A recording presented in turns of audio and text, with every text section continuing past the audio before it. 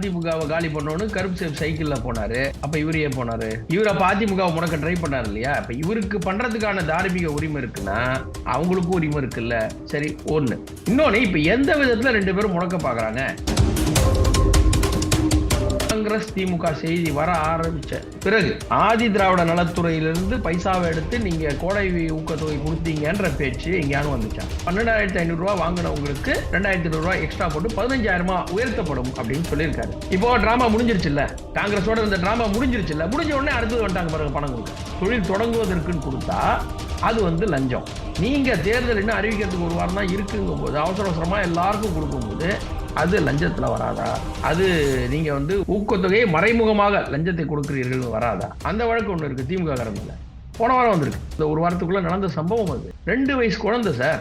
2 வயசு குழந்தைக்கு பாதுகாப்பு இல்லை, வயசானவங்களுக்கு பாதுகாப்பு இல்லை, சின்ன பொண்ணுக்கு பாதுகாப்பு இல்லை. கோயம்புத்தூரை பார்த்தோம், அண்ணா யூனிவர்சிட்டி பார்த்தோம். திமுக மாதிரி கிடையாது. இவங்க இஷ்டத்துக்கு நான் 50 ரூபா குறைப்பேன், பெட்ரோலுக்கு இது குறைப்பேன், 50 ரூபாலாம் எப்படி குறைக்க முடியும்? பழனிசாமி அவர்கள் அந்த மாதிரி வாக்குறுதி இது வரைக்கும் கொடுத்து நான் போன முறை பார்க்கல. விஜய் அவர்கள் அடுத்த கட்டமாக இன்னைக்கு தஞ்சாவூர்ல பேசியிருக்காரு. அதாவது பாத்தீங்கன்னா திமுகவும் அதிமுகவும் தன்னை முடக்குவதற்காக ஒரு மறைமுகமான டீலிங் போட்டு செயல்படுகின்றனர் அப்படின்னு ஒரு குற்றச்சாட்டு வச்சிருக்காங்க. எப்படி நீங்க பாக்குறீங்க சார்? சார், 2021 தேர்தலில் இவர் திமுக கூட கூட்டணி போட்டு அதிமுகவை காலி பண்ணோன்னு கருப்பு சேவ் சைக்கிள்ல போனாரு. அப்ப இவரு ஏன் போனாரு? இவர் அப்ப அதிமுகவை முடக்க ட்ரை பண்ணாரு இல்லையா? அப்ப இவருக்கு பண்றதுக்கான தார்மீக உரிமை இருக்குன்னா அவங்களுக்கும் உரிமை இருக்குல்ல. சரி, ஒண்ணு. இன்னொன்னு, இப்ப எந்த விதத்துல ரெண்டு பேரும் முடக்க பாக்குறாங்க? இவரு எஸ்ஓபி வேணும்னு இவங்களுடைய கரூர் சம்பவத்துக்கு பிறகுதான் கோர்ட்ல இருந்து ஒரு முன்னாள் நீதிபதி வச்சு இதுக்கு ஒரு ஒழுங்குமுறை சொல்லுங்கன்னு கேட்டாங்க. இவர் சம்பவத்துக்கு அப்புறம் தான், இவர் கட்சி கூட்டம் நடந்த சம்பவத்துக்கு அப்புறம், அதுக்கு முன்னாடி இல்ல. அதுக்கு பிறகு இவர் தான் அந்த விசாரணையை சிபிஐ வேணும்னு இவர் தான் கொண்டு போனார் கோர்ட்டுக்கு. அப்போ எந்த இடத்துல இவங்களை யார் முடக்க பாக்குறாங்க, எப்படி முடக்க பாக்குறாங்கிறத அவர் சொல்லணும் தெளிவா. சும்மா போற போக்குல அடிக்கிறாங்க அடிக்கிறாங்கன்னு சொல்லக்கூடாது.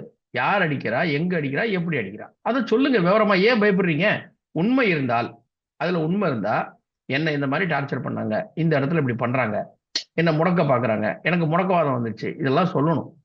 அதெல்லாம் சொல்லாம சும்மா பப்ளிக்ல உணர்ச்சி தொண்டர்களை உணர்ச்சி வசப்பட்டு இருப்பாங்க. அவங்களை உணர்ச்சியை தூண்டுற மாதிரி பாத்தீங்களா என்ன அடிக்க வராங்கன்னா அவங்க இன்னும் கோவப்படுவாங்க. இவங்களுடைய பேச்சுங்கிறது அப்படிதான் இருக்கு. இன்னொன்னு, இவருடைய கட்சியில இருக்க ராஜ்மோகன் ஒரு நாள் சொன்னாரு, என் தலைவன் கொந்தளித்து பேசினால் என்ன ஆகும் தெரியுமா அப்படின்னாரு. என்ன பேசுனா என்ன ஆகும்? எல்லா தலைவரும் பேசுறது தானே. என் தலைவன் கொந்தளித்தால், அதாவது என்னை இப்படி பண்றாங்க அப்படின்னு என் தலைவர் சொன்னா அடுத்த நிமிஷம் தமிழ்நாடு வேற மாதிரி இருக்கும்ன்றாரு. என்ன சொல்ல வர்றாரு? கலவரம் பண்ணுவாங்கன்றாரா, பண்ண சொல்றாரா? இப்ப ராஜ்மோகன் தான் பதில் சொன்னது இதெல்லாம். அப்போ இவர்கள் கட்சியில இவங்க எல்லாத்துக்குமே அந்த ஒரு இது இருக்கு. இன்னைக்கும் அவர் அதான் திருப்பி திருப்பி பேசுறாரு. அவர் எல்லா கூட்டங்களிலும் நம்மை சதி செய்கிறார்கள் அப்படின்னா என்னங்கிறத அவர் விளக்கமா சொல்லணும். இது ஒரு பக்கம் என்றால், நேத்துல இருந்து பாத்தீங்கன்னா பரபரப்பாக செய்திகள் வந்துட்டு இருக்கிறது. திமுக காங்கிரஸ்லயே பாத்தீங்கன்னா தொகுதி பங்கீடு தொடர்பான பேச்சுவார்த்தை நீண்டு கொண்டே இருக்கிறது அப்படின்னு சொல்லிட்டு வந்துட்டு இருக்கு. திமுக காங்கிரஸ் இடையே அந்த தொகுதி பங்கீடு சுமூகம் எட்டி இருக்காது. எப்படி சார் பாக்குறது? இல்ல, இப்ப சுமூகமா எட்டிட்டாங்கன்னு செய்தி வந்திருக்கு கொஞ்சம் முன்னாடி. அது என்னன்னு கேட்டீங்கன்னா, ஒரு டிராமா. நீங்க இது வரைக்கும் இப்ப இந்த ஒரு வாரமா காங்கிரஸ் திமுக செய்தி வர ஆரம்பிச்ச பிறகு ஆதி திராவிட நலத்துறையிலிருந்து பைசாவை எடுத்து நீங்க கோடை ஊக்கத்தொகை கொடுத்தீங்கன்ற பேச்சு எங்கேயானு வந்துச்சா? வரல. அப்படின்னா அதை மறைக்கிறதுக்கு இரு கோடுகள் தத்துவம். இதை மறைக்கணும்னா இதை விட பெரிய கோடு ஒன்று போடும்.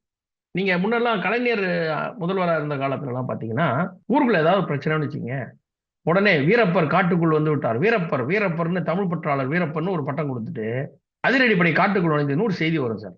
ஒரு வாரத்துக்கு அது வரும். இந்த உள்ளூர் செய்தி மறைஞ்சிருமா? அந்த மாதிரி இவங்க காங்கிரஸை வச்சுக்கிட்டு இந்த ஆதிதை இப்ப யார் பேசுறாங்க அந்த பணம் கொடுத்ததை பத்தி? நேத்திக்கு பென்ஷனர்ஸ்க்குன்னு காசு கொடுத்துருக்காங்க. பென்ஷனர்ஸ் 27 லட்சம் பேருக்கு காசு கொடுக்குறேன்னு கொடுத்துருக்காங்க.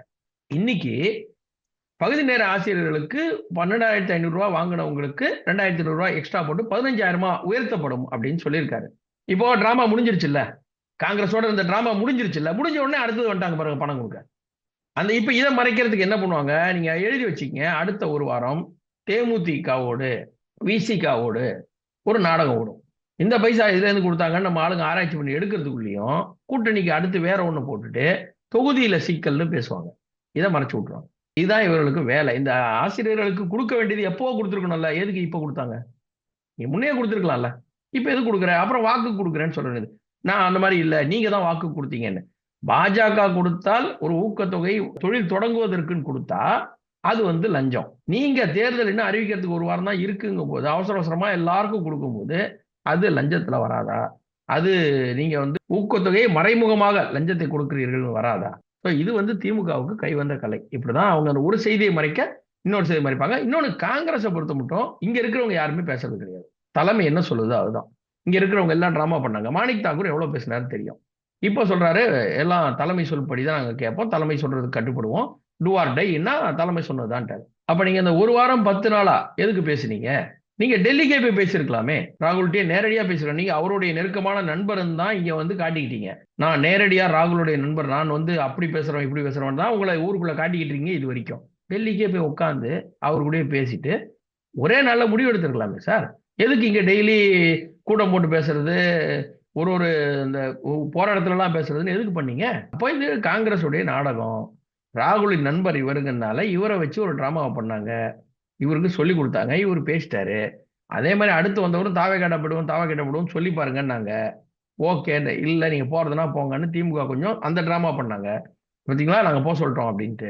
போக சொன்னோம்னு சொன்ன உடனே தாவேக்காவுக்கு ஒரு எண்ணம் வந்துச்சு, நம்ம கூட வந்துருவாங்க அப்படின்ட்டு. வேற யாராவது கூட்டணிக்கு வரா மாதிரி இருந்தா கூட தாவேக்கா அந்த நேரத்துல யோசிச்சிருக்கோம், இல்ல காங்கிரஸ் வரட்டும் அப்புறம் பாத்துக்கலாம்.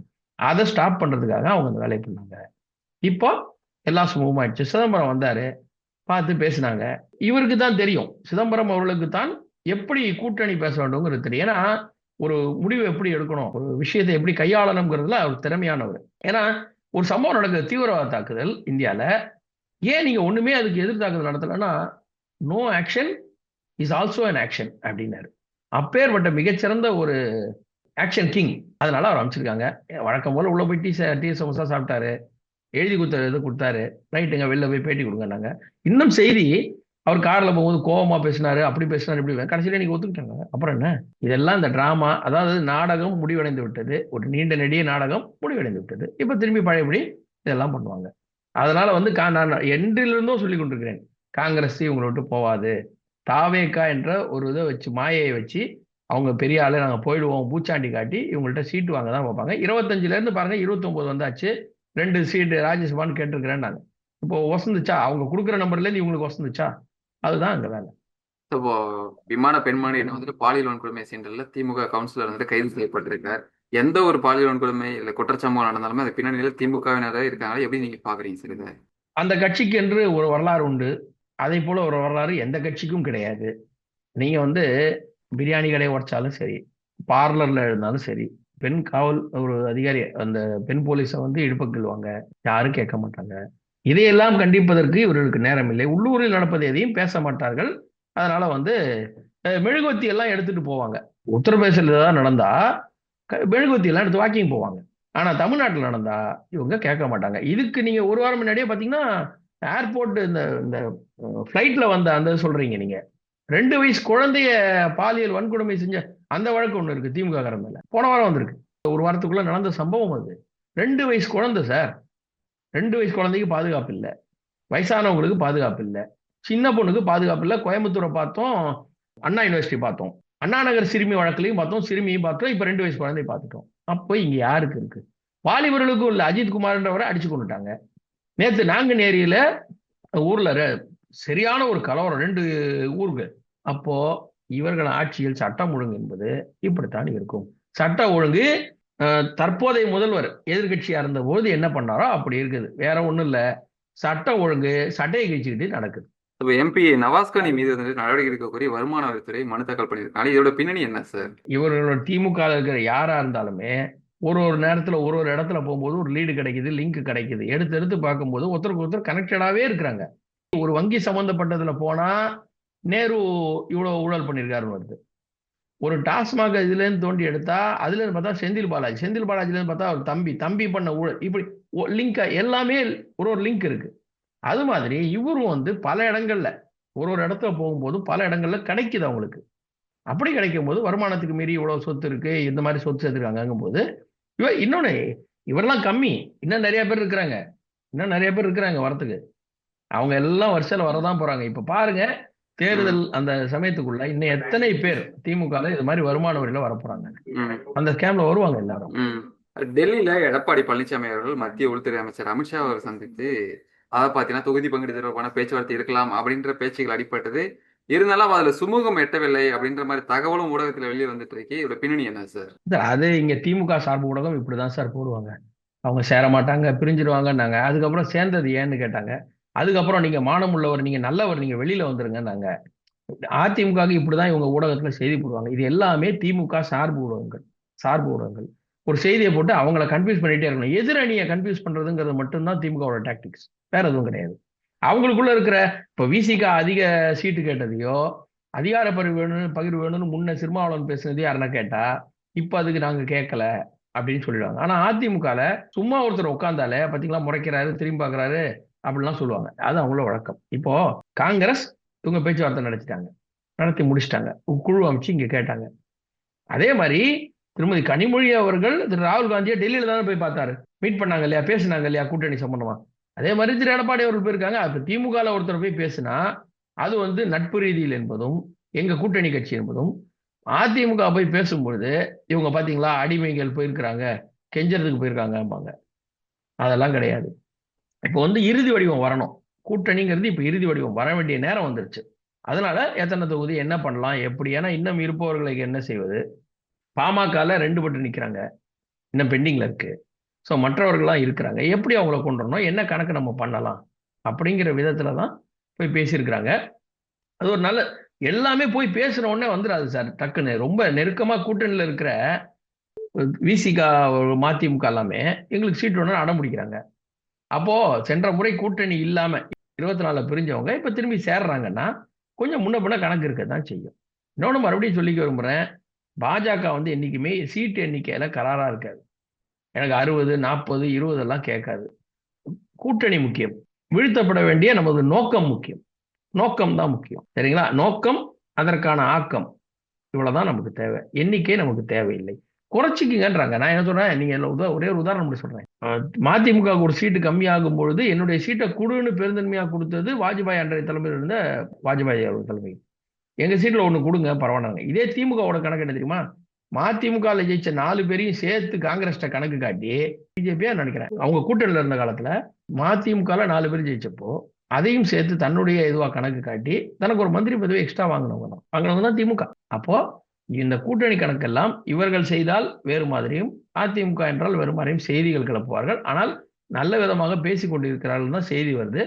கூட்டணி கணக்கு 1, 2 மாறும், தொகுதிகளுக்கு வித்தியாசப்படும், அதெல்லாம் பேசுவாங்க. அது எல்லா இடத்துலயும் இருக்கிறது. இன்னொன்னு, காமன் மினிமம் ப்ரோக்ராம் பேசணும் கூட்டணியும் போது. திமுக மாதிரி கிடையாது, இவங்க இஷ்டத்துக்கு நான் 50 ரூபா குறைப்பேன், பெட்ரோலுக்கு இது குறைப்பேன், 50 ரூபாலாம் எப்படி குறைக்க முடியும்? பழனிசாமி அவர்கள் அந்த மாதிரி வாக்குறுதி இது வரைக்கும் கொடுத்து நான் போன முறை பார்க்கல. நாடாளுமன்ற தேர்தல் போதும் நடக்காத, நடைமுறைக்கு ஒவ்வாத வாக்குறுதிகளை அவர் கொடுக்கிறது எனக்கு தெரிஞ்ச, நான் பார்த்த வரை. ஸோ அதனால இந்த முறையும் பேசி காமன் மினிமம் ப்ரோக்ராம் ஏற்பாடு பண்ணி அதுல என்னெல்லாம் வரணும் அப்படிங்கிறத பேச போயிருக்கலாம். நான் அது நல்ல விதமாகவே முடியும் அப்படிங்கிறதா அங்க இருக்கிற டெல்லி பார்வையாளர்கள் சொல்றாங்க.